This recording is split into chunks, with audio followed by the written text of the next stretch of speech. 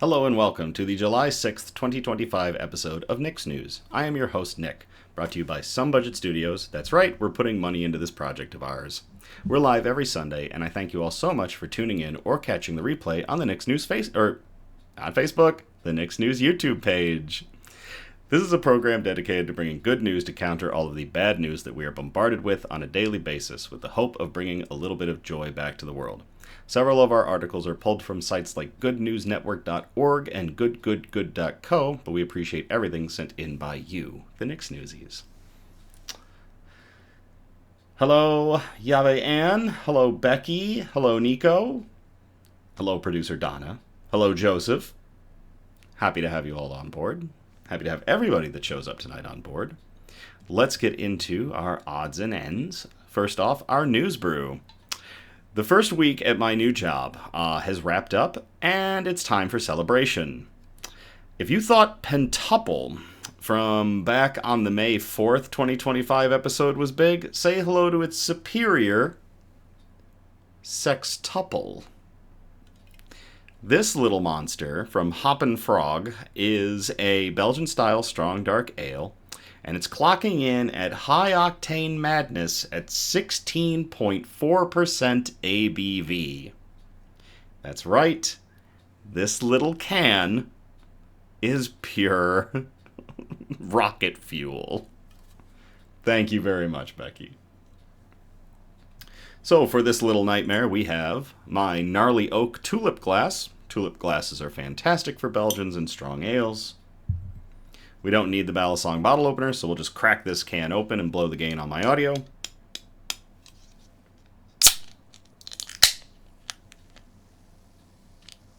Now the last one fizzed quite a bit. This one looks like it's playing nice.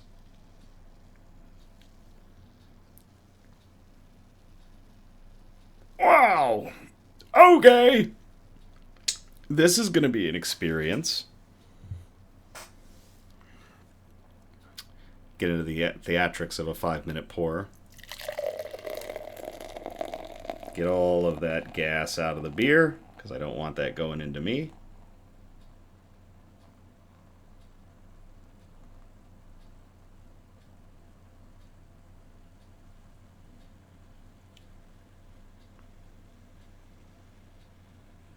Good to the last drop. Come on. Every little bit out of there. There we go. It kind of does look like cola or pop. There's a brownish, it's like a reddish brown, almost clear, beautiful color, wonderful beer.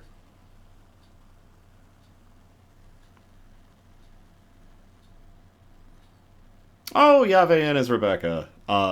Yeah, yep, very cool. I'm glad you're with us. That's a strong beer.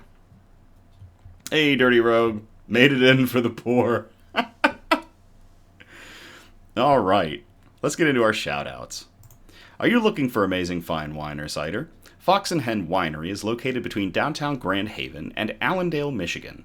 They specialize in small batch wines and ciders that reflect the Lake Michigan climate. You can check them out Fridays and Saturdays from 1 p.m. to 8 p.m. And I will be there at Fox and Hen on this upcoming Friday, the 11th, from 5 p.m. to 7 p.m. Eastern. So if you want to come out, have a glass of wine or a glass of cider with me, by all means, come on out. There's also going to be a really rad food truck because Fox and Hen gets like some of the best food trucks. So yeah, it should be fun. Fox and Hen Winery, Grand Haven, Michigan, showcasing Michigan climate with small batch wine and cider. Cheers.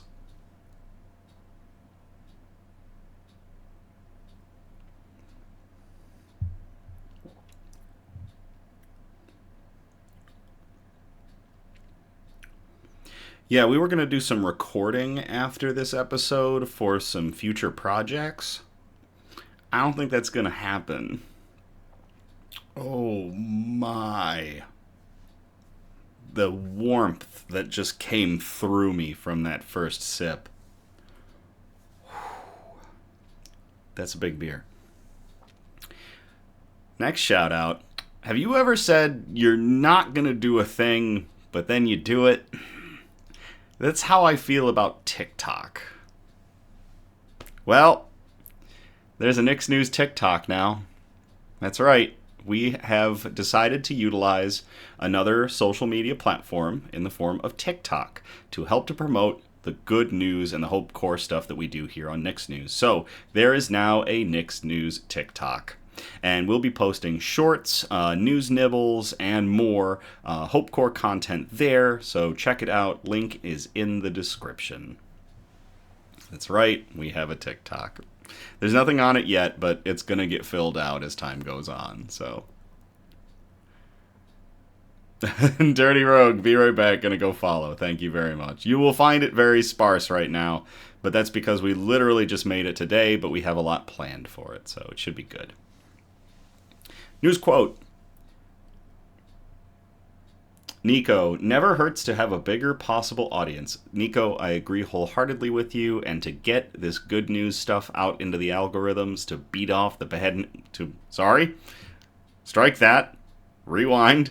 To beat the bad news that we are bombarded with on a daily basis, we will take advantage of every platform that we deem acceptable. So, TikTok, here we come. News quote. Friendship improves happiness and abates misery by the doubling of our joy and the dividing of our grief. And that comes from Marcus Tullius Cicero, better known as Cicero, who was a Roman statesman, a lawyer, a scholar, a philosopher, an orator, a writer, and an academic skeptic. And I think that, hello Charlie, I think that that is a fantastic quote for the times and something to think about when we are considering our friends and loved ones and the kind of help that each of us can get from the person next to us. So again, friendship improves happiness and abates misery by the doubling of our joy and the dividing of our misery. From Cicero, cheers.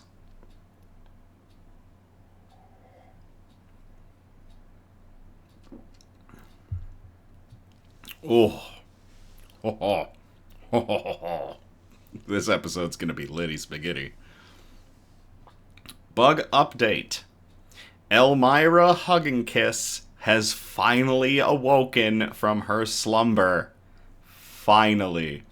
If you check out our Instagram, you will see a photo of her cute butt as she was retreating back into her burrow after I spooked her, after surprise finding her to be awake last week. So all of the bugs are active once again. The hugging champion of the bug world, of the bug club, has made her triumphant return. She's a little skittish.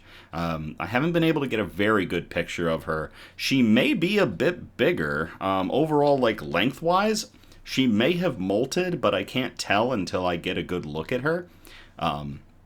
But her claws definitely, I saw her claws, and they definitely look a little beefier than I remember them being.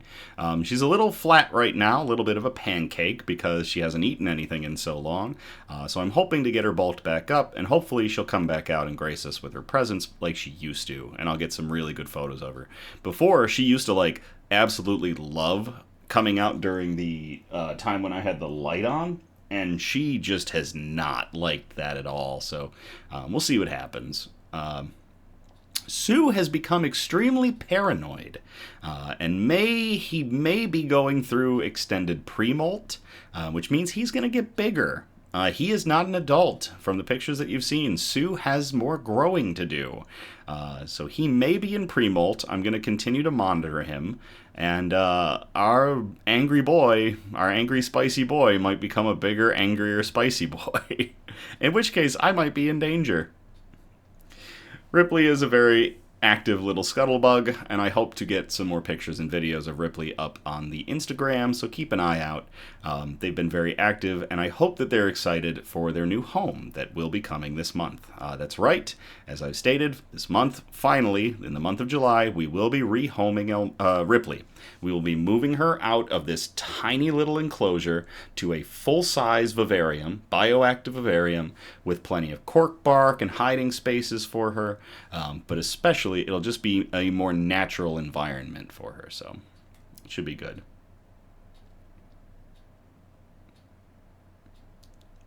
Big spicy babies from Charlie. Nico says, excited to see the new habitat. We're working on getting a new microphone too, like a lapel mic that I can clip on, because one of the things that we had when I did the Sioux rehome, talking to the microphone just was not working as well. So we're hoping to get a lapel mic that'll be much better for that. So, hey, Fry. All right. Well, let's get into our good news. Our broadcast is broken up into 4 major categories, and those categories are science and technology, health and medicine, flora and fauna, aka plants and animals, and wholesome notes, the really nice articles that we like to end on. And I love when you all stay throughout all of them, but let me tell you, you're gonna want to see this last article we've got in wholesome notes. Oh my gosh. So, we are going to start in category 1, science and technology. This first article was sent to us by Cassidy, and we called it Saving Trees One Grain at a Time. I will copy and paste this into the chat if y'all want to read along.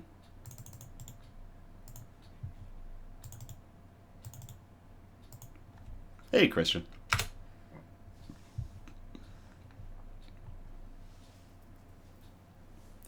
Innovative developer unveils remarkable alternative to wood that could change the future of construction. Why continue harvesting trees? This was posted to The Cool Down on June 21st of 2025 by Cody Januzko. Modern Mill, a company focused on sustainable building... I gotta move the mic over just a little bit. There we go. There we go. Modern Mill, a company focused on sustainable building products, has expanded its offerings with Acre. Made from upcycled rice hulls in a zero-waste manufacturing facility in Mississippi, Acre provides the warmth and workability of wood without cutting down any trees. Acre also emits zero volatile organic compounds like phenol, formaldehyde, or oh wow, hold on. I read that wrong. Acre also emits zero volatile organic compounds, no phenol, no formaldehyde, or forever chemicals like PFAS. This separates Acre from plywood or other composite woods, which can contain VOCs or formaldehyde. The material is water, weather, and pest resistant and comes ready for a variety of uses, including siding, trim, decking, and porch boards, and sheets for any other project needs. Acre is also a circular product, which is able to be recycled after use. The innovation is incredibly beneficial to combat deforestation. While many consider wood a more eco-friendly building material than cement or steel, harvesting wood is not carbon neutral, and the World Resources Institute has noted that. When sustainable alternatives like Modern Mill capture the aesthetics and performance of wood, why continue harvesting trees for applications like siding, trim, and decking? Kim Goymond, Chief Marketing Officer at Modern Hill, told Builder magazine. I believe it's Builder magazine, or it might be the Builder website. There's a link in the description. There's a link in the article if you want to check that out. Worldwide, the construction industry contributes significantly to the heat-trapping pollution causing the changing climate. The United Nations Environment Program noted that the building and construction sector accounted for about 37% of annual global pollution in 2023. According to the World Economic Forum, the building and construction sector is the key to fighting the worst effects of human-caused rising temperatures, and efforts to decarbonize these sectors can lead to $1.8 trillion US in global market opportunities.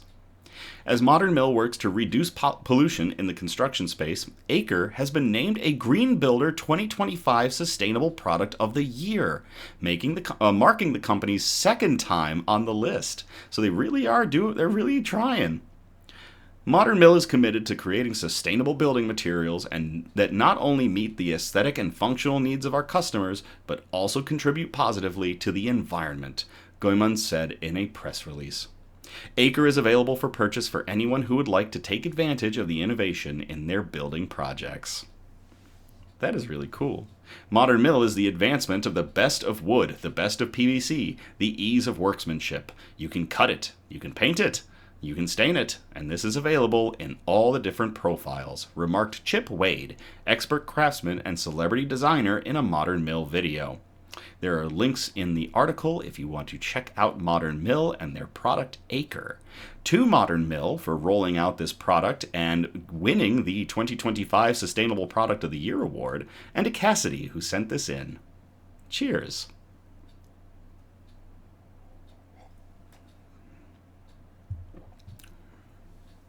As some of you know, I love construction.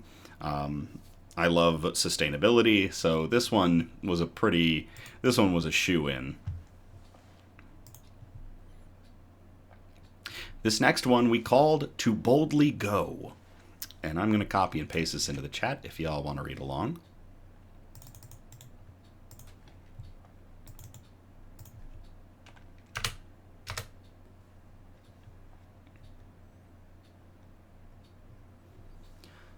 New astronaut camp for girls named after Star Trek actress Nichelle Nichols, honored as a role model.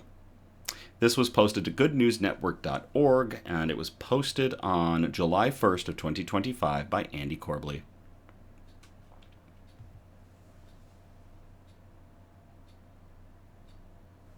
Somebody behind me just made a noise. Ripley might have caught dinner. I'll have to check later. Alabama will be the site of a new training camp for the next generation of female astronauts, funded and named in honor of one of the profession's great pioneers.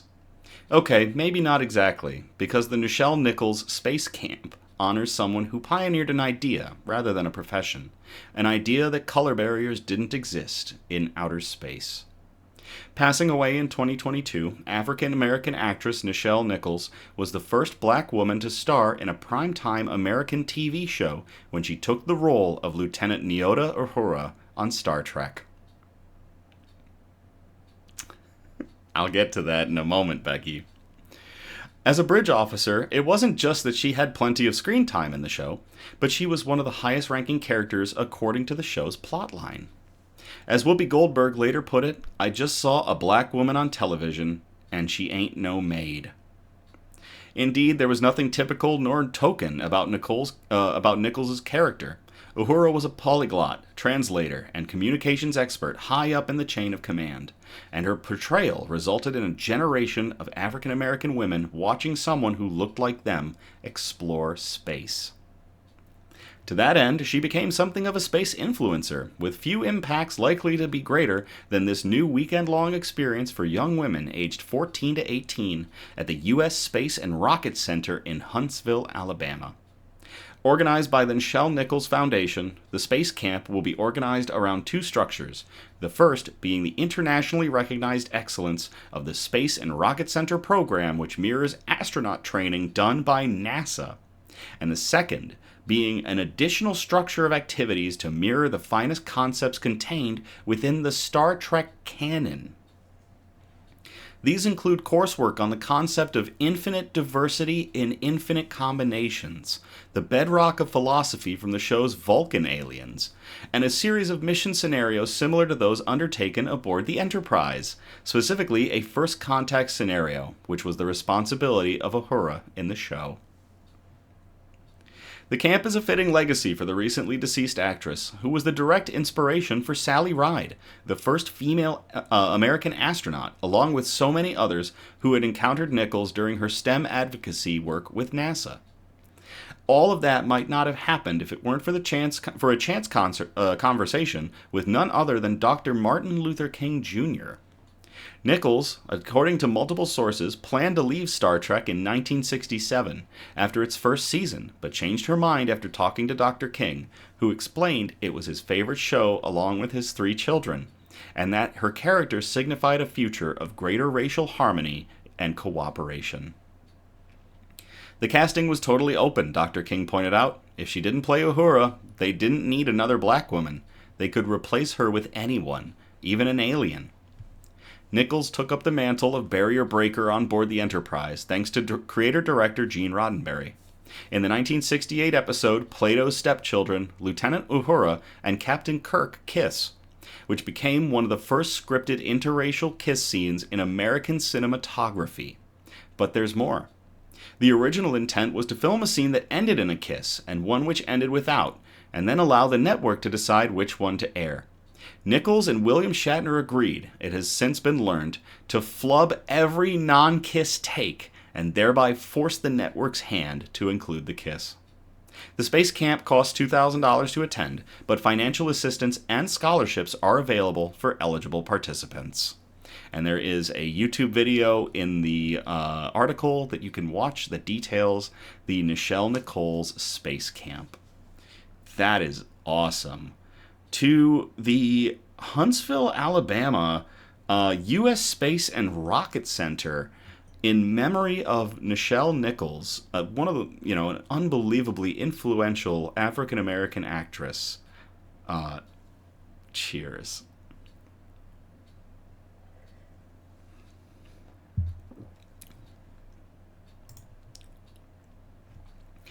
So while we were getting through that article, in the chat, Becky said, at least the cricket isn't bothering you this week. So there's a reason for that. That first day, when I saw Elmira's butt, I thought, man, she looks thin. Let me try to give her a snack. So I managed to fish that cricket out of Ripley's tank because Ripley just could not get to it, and that was okay. Ripley has other food to eat. I fished that cricket out of Ripley's tank, and I put it in Elmira's. There is another photo I managed to take. It was shortly after Ripley caught that cricket. Or not Ripley, sorry. It was shortly after Elmira caught that cricket and proceeded to hug and kiss it to death. So, no more chirping cricket. And maybe I will post a photo. It's not the best photo, but it does show her hugging that cricket. So, no more chirper.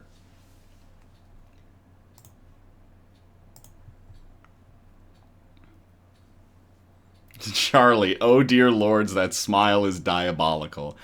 That chirping cricket was the bane of my existence during the last couple of episodes. He's finally gone because Elmira woke up. Rebecca posting the cricket emoji. Christian, she loves food. What can she say? She really does. She just wants to hug things.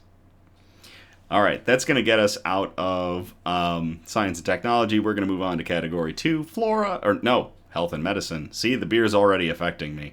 My gosh, I haven't had something this high ABV since, maybe Utopia's, which is 27, 28%. So, this is definitely a highball. Becky says, I will name him George. And Rebecca follows it up, Rip Cricket. All right, so we're going to get into health and medicine. We called this article, this article, One Step Closer to Eradicating HIV. Pretty much straight to the letter. And this one was sent in by Eliza. So Eliza, thank you so much for sending this in. I will copy and paste this into the chat if y'all want to read along.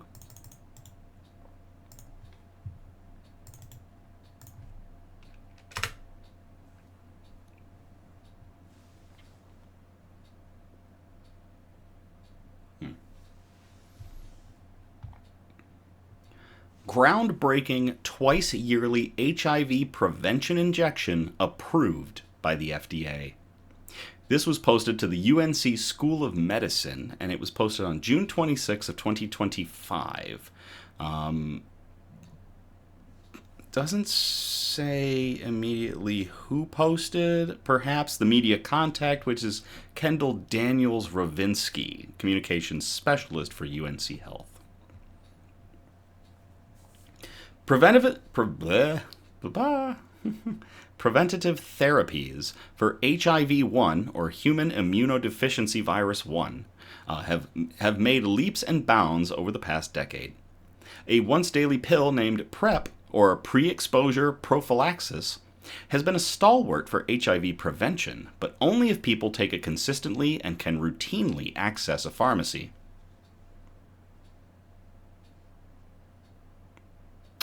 Producer Donna says, a lot of time press releases don't give author credit. Understandable. In 2022, Gilead Sciences Incorporated received U.S. Food and Drug Administration, or FDA, approval for lenacapavir, which is a twice-yearly injectable medication for adults with multi-drug-resistant HIV. A number of clinical trials have shown that this medication could also serve as a preventative medication, one that can specifically help those struggling to pick up their prescriptions or stick to a daily pill regimen. Now, the well-tolerated medication The well-tolerated medication has approval by the FDA as a new preventative medication for all adults, as well as adolescents weighing at least 35 kilograms. Let's do the conversion real quick on that to freedom units. That equates to 77.16 pounds. Who are at risk of acquiring HIV. Joe Aaron, MD, the Herman and Louise Smith Distinguished Professor of Medicine and Director of the Clinical Core at the UNC Center for AIDS Research, played a hand in the clinical trials leading up to the FDA approval of the medication. This is game-changing development in our field, said Aaron, who was principal investigator of the clinical trial site at the UNC School of Medicine. I honestly think if public health and medical institutions can deploy it to rural populations, this medication could help end the HIV epidemic, not only in North Carolina, but in the United States overall. The injection, which boasts a 6-month-long period of effective protection, will help mitigate healthcare access gaps and prevent further infections brought on by low medication adherence. Here in North Carolina, the HIV epidemic still lingers. About 38,634 people are living with HIV in the Tar Heel State, placing North Carolina in the top 10 in terms of nationwide HIV rates. The bloodborne infection can be transmitted through any form of sex or the sharing of needles or syringes with an HIV-positive partner. Not all sex, anal or vaginal sex. We might get struck for that one. Who knows? We'll see what YouTube does. Certain groups of people are more likely to get HIV than others, depending on their behaviors and geographic locations. Infectious disease researchers and physicians like Aaron have seen that HIV disproportionately affects those living in rural, underserved areas in the South, especially young men of color who have sex with other men. This is because many rural areas of the South are considered to be healthcare deserts, or areas where people cannot easily travel to pharmacies, primary care providers, hospitals, and low-cost health centers. These can pose a huge challenge for people who need to grab their prescriptions, and to do so discreetly. North Carolina is no exception to that, said Aaron. We see that young men of color who have sex with other men are not comfortable with taking PrEP due to stigma and lack of healthcare access. This long-lasting injection is critical because it can be given in a private medical setting just twice a year. Nico says, hopefully not. It's in an educational context. That is true. Christian followed up, let's be frank, YouTube is ass backwards in most cases. Yes, it is. In the summer of 2021, researchers initiated 2 different Phase 3 multi-center trials to study lenacapavir's safety and effectiveness for PrEP in highly vulnerable populations, Purpose 1 and Purpose 2. Purpose 1 enrolled 5,000 sexually active women throughout Uganda and South Africa to determine how lenacapavir fares against Gilead Sciences Incorporated's once-daily Truvada, which is an emtricitabine tenofovir disoproxyl fumarate. We're just going to call it Truvada. There's a reason that drugs get catchy names. It's because their actual names will turn your tongue sideways. Nico says, still better than Facebook. So did producer Donna. So for Purpose 1, they were putting lenacapavir up against Truvada and Descovy. And I think we've actually talked about Descovy on a previous episode of Nick's News. Researchers published their results in the New England Journal of Medicine in July of 2024. Lenacapavir was shown to be 100% effective. with 0 infections across 2,138 participants. The injectable medication also demonstrated superior prevention of HIV infections compared to those who received once-daily Truvada. So note that Truvada's daily, and Descovy is also daily. Lenacapavir is a 6-month injection. There's 2 injections, 6 months of protection. 100% effective. The Purpose 2 clinical trial was designed to test the efficacy and safety of lenacapavir for PrEP in cisgender men and gender-diverse individuals, transgender women, transgender men, and gender non-binary individuals who have sex with men. The trial had a wider international scope compared to Purpose 1 and took place across 92 sites in Argentina, Brazil, Mexico, Peru, South Africa, Thailand, and the United States. Yet again, lenacapavir demonstrated high efficacy in participants. The results, published in the New England Journal of Medicine in November of 2024, found that approximately 99.9% of participants in the lenacapavir group were protected against HIV infection. There were only 2 cases of HIV among 2,179 participants. Compared to once-daily Truvada, lenacapavir was 89% more effective at reducing HIV infections. Through the Purpose trials, we found that lenacapavir is effective at preventing HIV infection from taking hold in the body, said Aaron. But it is safe too. The studies did not demonstrate toxicity in liver, kidney, or other parts of the body. Results from the past 2 trials were so impressive that Science named lenacapavir its 2024 Breakthrough of the Year. Medical adherence is crucial. In order to prevent breakthrough infections, it is incredibly important for patients to take their medications that are prescribed and to continue taking them for their entire regimen. Oral PrEP takes about 7 to 22 days of consistent daily use to reach full effectiveness. In the Purpose 1 trial, results were consistent with other reports in people taking PrEP medications. At the 1-year mark, researchers found that 84.1% of participants who were receiving Descovy were not adhering to their medication schedule. In the Truvada group, approximately 93% of participants had low medication adherence. And that isn't necessarily on the individuals. It could be that it's just difficult to get their hands on the medication that they need. So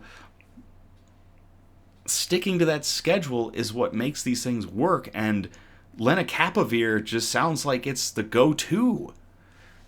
Aaron and colleagues are now looking to get the drug to people who are at the highest risk of HIV infection, such as those who are just leaving prison, receiving treatment for intravenous substance abuse, or those living without transportation. The long protective properties of the drug are key, as people are adjusting to their new lives and may not be able to come in for frequent follow-up visits. When people at risk leave prison or received opioid therapy, they're at highest risk of getting the infection over the next 3 to 4 months, explained Aaron. A single shot could actually be the protection they need to keep themselves and their partners healthy. That is crazy.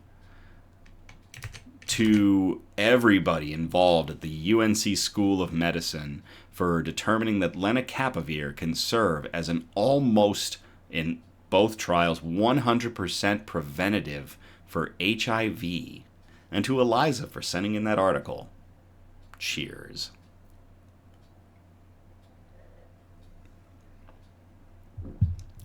I am all for the eradication of viruses, medical conditions.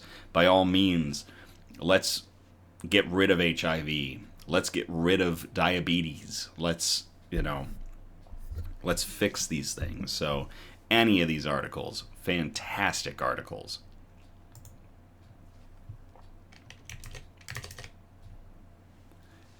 All right, that's going to get us out of health and medicine. We're going to move on to category 3, flora and fauna, aka plants and animals. We call this first article Living Legos. And I will copy and paste this into the chat if y'all want to read along.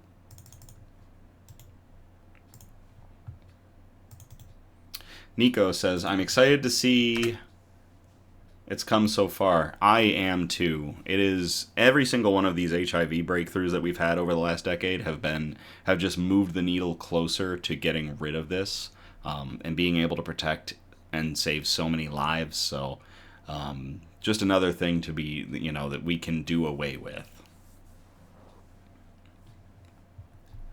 Scientists invent photosynthetic living material that sucks CO2 out of the atmosphere. This was posted to Live Science by Sasha Pear. It was published on June 25th of 2025.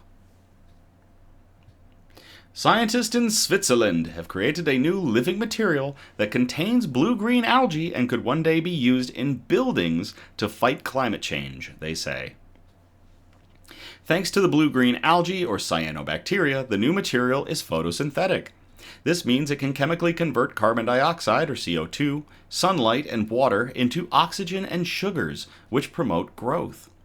In the presence of certain nutrients, the material can also convert CO2 into solid carbonate materials like limestone, the researchers said in a new study that was published on April 23rd in the journal Nature Communications. Over time, these minerals build a robust lattice inside the material that strengthens it and stores carbon in a more stable form than photosynthesis does. The material can store carbon not only in biomass but also in the form of minerals, a special property of these cyanobacteria. Study co-author Mark Tibbett, an associate professor of macromolecular engineering at the Swiss Federal Institute of Technology, or the ETH Zurich, said in a statement. As a building material, it could help to store CO2 directly in the buildings in the future. Without the ability to sequester carbon in mineral form, the new material would be floppy and jelly-like. But by producing a mineral skeleton with CO2 and nutrients, the material gradually enhances its own mechanical strength, making it a good candidate for construction, according to the study.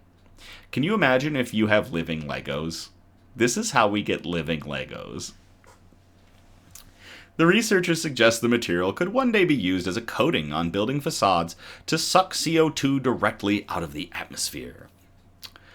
In the study, the material continuously sequestered CO2 for 400 consecutive days, storing approximately 26 milligrams of CO2 per gram of material in the form of carbonate precipitates.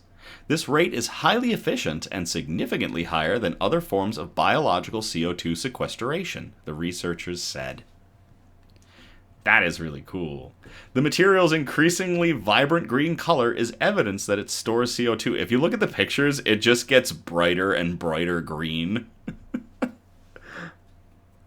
In the form of biomass, it stores CO2 in the form of its own biomass. But cyanobacteria can only grow so much, and the rate at which carbon was stored inside the bacterial cells leveled out after about 30 days, according to the study. This means that carbon sequestration in the form of biomass decreases beyond this time frame, but it doesn't stop. The base of the new material is a 3D printable hydrogel, a gel with a high water content made of cross-linked molecules.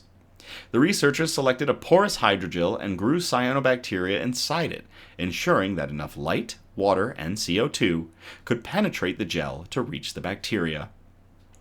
The scientists then tested different shapes of hydrogel to determine the best geometry for cyanobacterial survival. Cyanobacteria are among the oldest life forms in the world. Study co-author Yifan Cui, a doctoral student in macromolecular engineering at ETH Zurich, said in a statement. They are highly efficient at photosynthesis and can utilize even the weakest light to produce biomass from CO2 and water. In the study, the researchers bathed the hydrogels in artificial seawater to supply the necessary nutrients for mineral precipitation.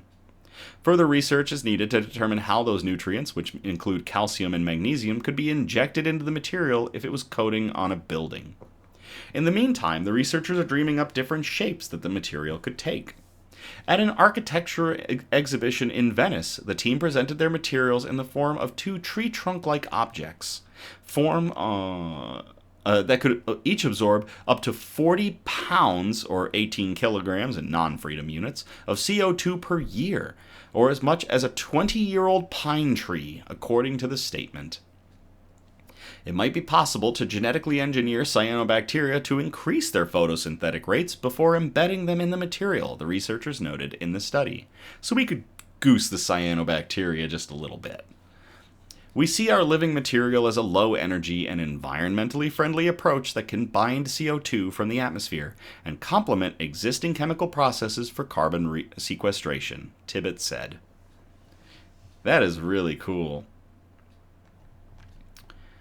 For everybody involved in the design of cyanobacteria building blocks that could be used in construction in the future at the Swiss Federal Institute of Technology, or ETH Zurich. Cheers. Rebecca says, Emerald City of Plants. I really like that.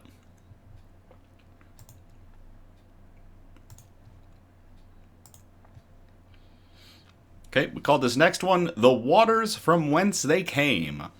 And I will copy and paste this into the chat if y'all want to read along.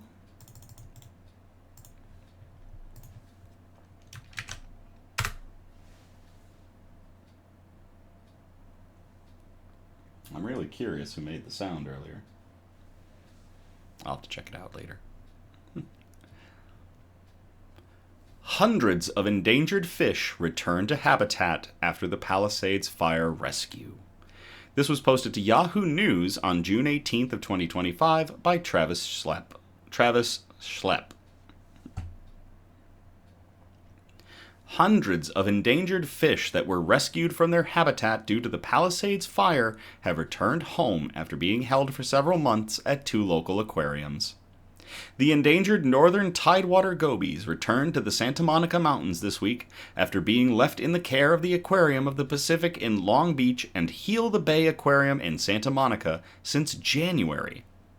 5 months ago, biologists rescued as many of the small endangered fish as they could, removing them from their natural habitats in the Topanga Canyon Lagoon, which was left scarred by the Palisades fire and contaminated by runoff. The gobies play an important role in the local ecosystem, officials said.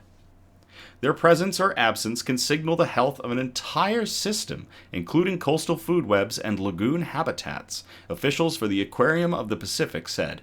They help regulate the invertebrate population, including mosquito larvae, while serving as prey for native birds and large fish. The gobies live in small, semi-connected groups spread across many local lagoons along the coast. Typically, if one lagoon becomes unsuitable for their survival, the fish can move to the nearby lagoons and join other colonies. Becky says, Yay, fishies are back home! Producer Donna, they are cute little guys. There is a photo of them, and they are indeed cute little guys. But there are limited sites nearby for natural recolonization near Topanga Canyon after January's devastating fires. So biologists stepped in to help relocate and reintroduce gobies to support the recovery of local populations.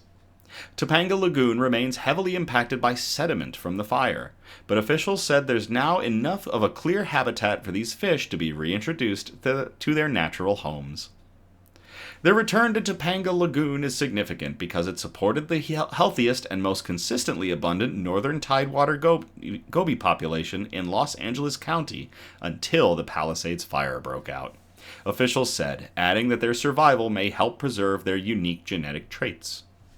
The rescue operation was conducted with coordination by several agencies and organizations, including Cal State Channel Islands, Resource Conservation District of the Santa Monica Mountains, U.S. Fish and Wildlife Service, and California State Parks. CSUCI and the Resource Conservation District will continue to monitor the survival of these endangered yet hardy fish. This group of fish are small but mighty, and they have physically grown so much during their time here, said Stacy Hammond, Aquarium of the Pacific, who helped with their release and care. They've returned back to their homes, more resilient than ever. Hundreds of southern steelhead trout, another endangered fish species, were also removed from Topanga Creek due to the Palisades fire. Officials from Fish and Wildlife said their previous waters may remain uninhabitable for years. So it is good in this situation, at least, that these gobies were able to go home. To everybody involved with getting the gobies home, cheers.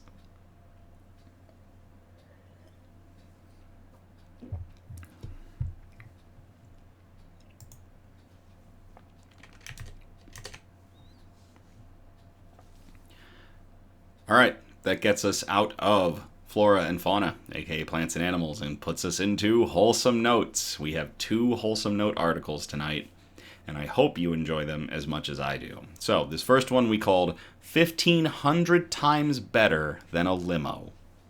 And I will copy and paste this into the chat if y'all want to read along.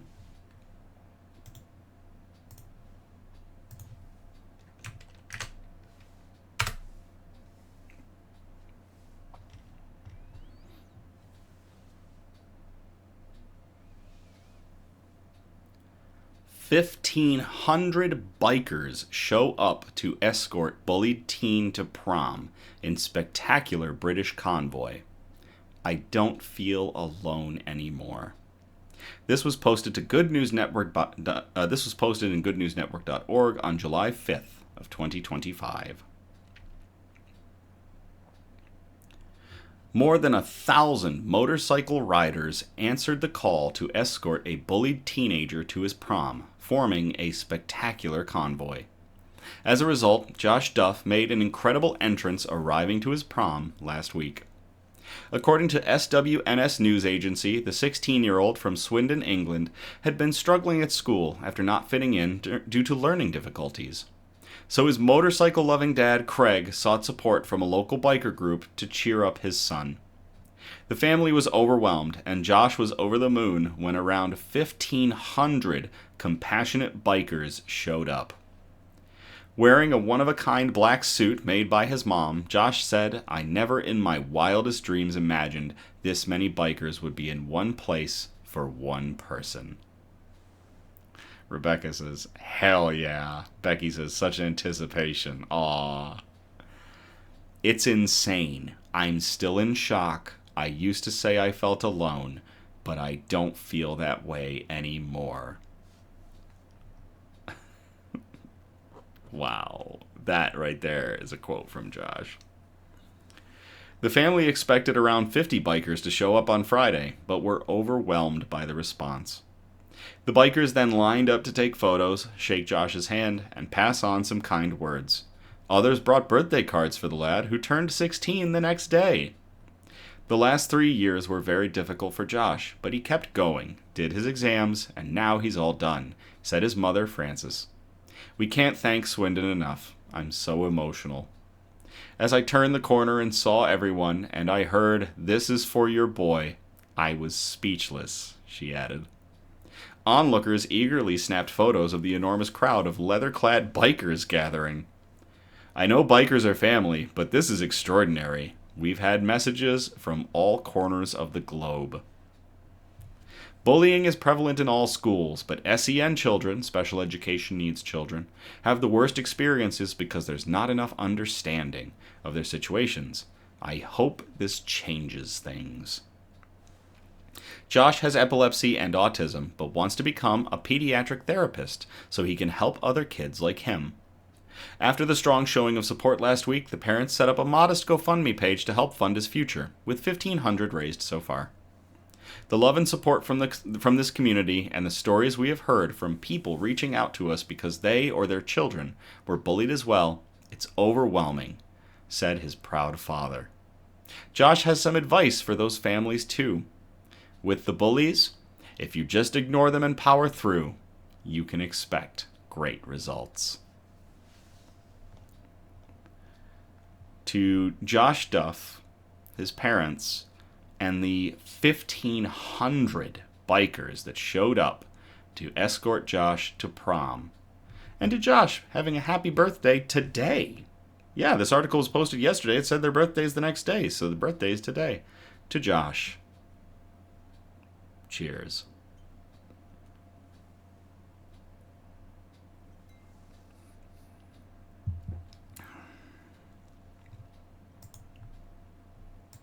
I'm not going to lie, I teared up just a tiny bit on that one. The incredible outpourings of support for people are definitely those articles that get me pretty hard, so that was really good. But now we're on to our final article of the night. And we called this one Heckin' Good Mailman? I will copy and paste this into the chat if y'all want to read along.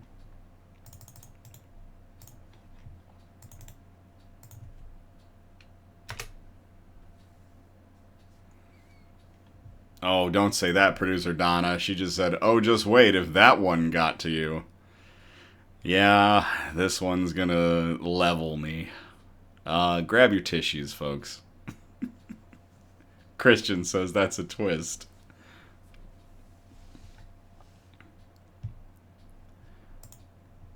Mailman adopts longtime dog on his North Texas route after owner dies. This was posted to CBS News Texas on June 11th of 2025 by Dawn White. Becky says, tissues are ready. You often hear horror stories about dogs and mail carriers, but a Denton County mailman fell in love with a dog along his route and came to the pup's rescue when he needed it most. Producer Donna says this could also be an I'm not crying, you're crying, and yeah, this could be an I'm not crying, you're crying. I like look ahead as I'm reading. Oh, this is gonna be rough. USPS mailman Ian Burke met an energetic puppy named Floyd on his route in Denton. I first met Floyd about 3 years ago, Burke said. I was delivering mail, and the puppy came running up behind me and turned around. Burke got to know the German Shepherd and Border Collie mix and the dog's owner, a Vietnam War veteran.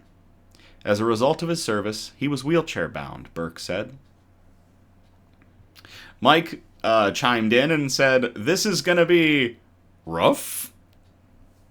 You're a terrible person, Mike, and you punish yourself.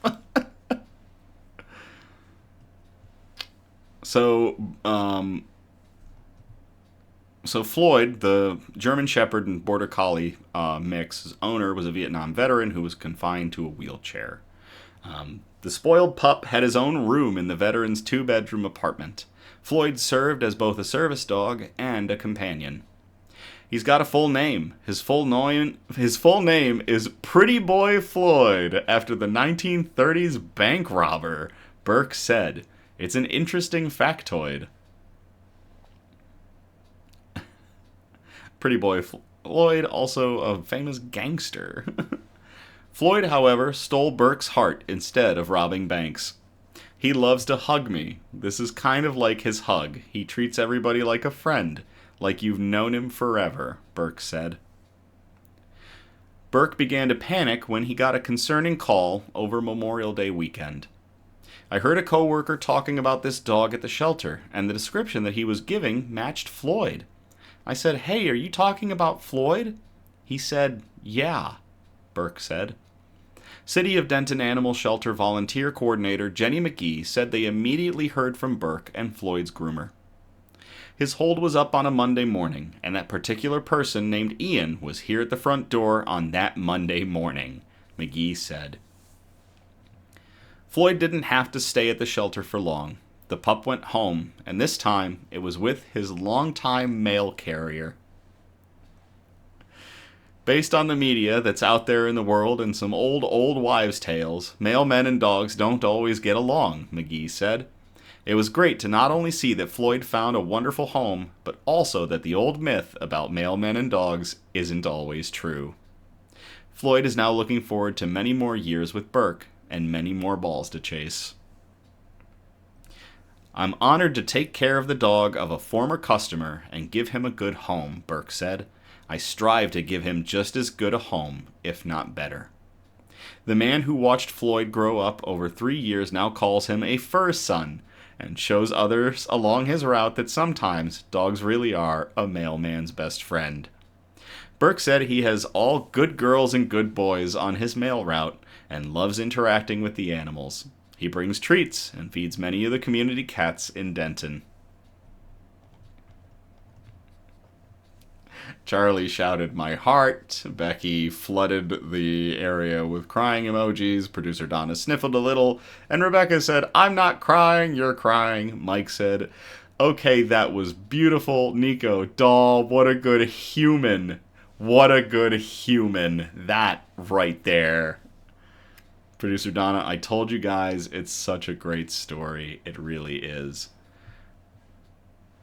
To Christian, if anyone gets a flood warning around the Muskegon area, sorry about that. Oh, man. To USPS mailman Ian Burke, and to Pretty Boy Floyd, the dog who gets a second chance with the mailman whose heart he ensnared. Cheers. Not all heroes wear capes. And I'm not crying, you're crying.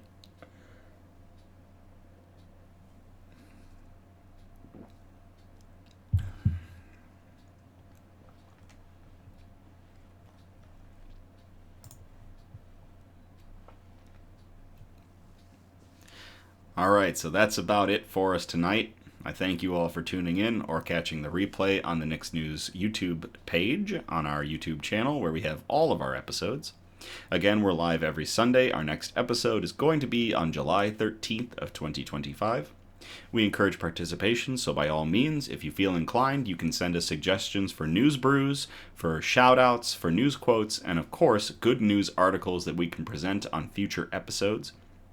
If you send a bunch of articles, we'd like to have them spread out across our 4 categories, and those again were science and technology, health and medicine, flora and fauna, aka plants and animals, and the wholesome notes like those 2 tonight that just brought a couple tears to our eyes. You can message us on Facebook or Instagram, or you can email us at somebudgetstudios@gmail.com. Links are all in the description. Feel free to like, subscribe, or comment on our content on YouTube or our YouTube videos or any of our social media content so we can get good news and joy out into the algorithm. Please, no SEO improvement advertisements, though. We're not looking for that kind of stuff.